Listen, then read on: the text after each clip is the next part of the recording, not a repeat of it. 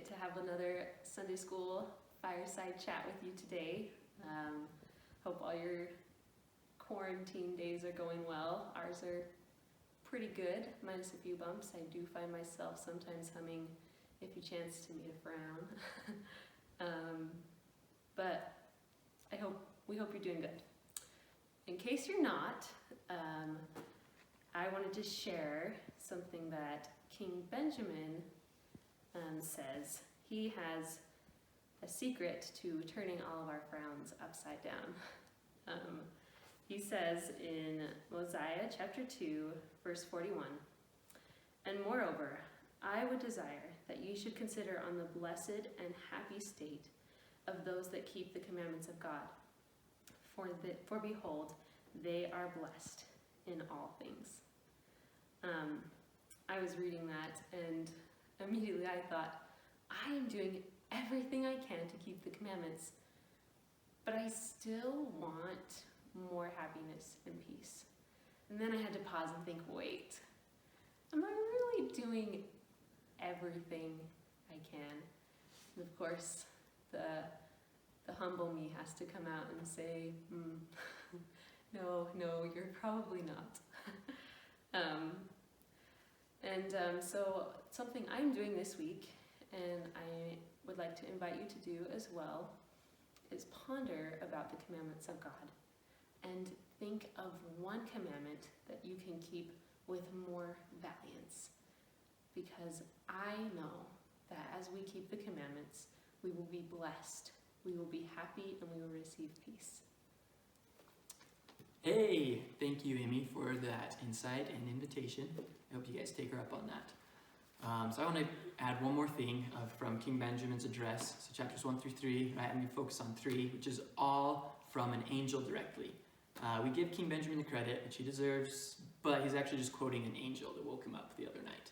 So I think also, like kind of intro to this thought, this is verse 19, which you guys probably know. But I think this verse had a huge effect in helping the people at the end of his address say, we have no more desire to do evil, but to do good continually. They said they had a mighty change of heart. And I think it was also a change of perspective and understanding that we get from this verse. So here we go. It says, "For the natural man is an enemy to God, and has been from the fall of Adam, and will be forever and ever, unless he yields to the enticings of the Holy Spirit, and putteth off the natural man, and becometh a saint through the atonement of Christ the Lord." I've thought before, like, man, how did they have that mighty change of heart where they didn't have a desire to do evil anymore? Like, how can I get that kind of change of heart?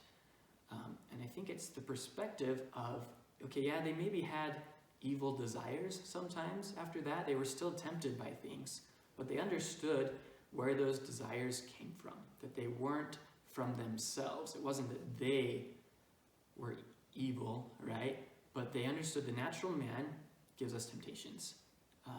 But we don't have to be defined by the temptations or the bad thoughts thrown at us.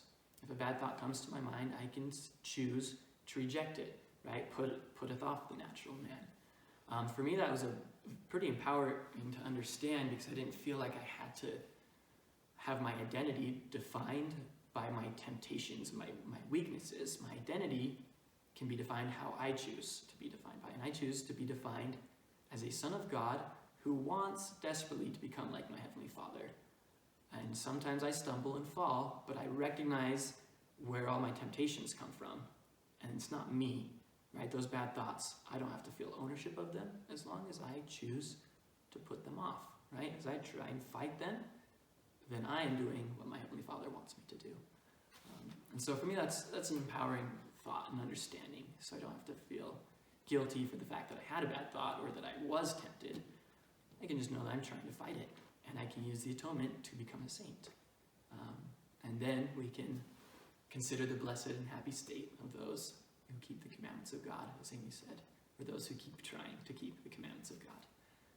We'll leave that with you in the name of Jesus Christ. Amen.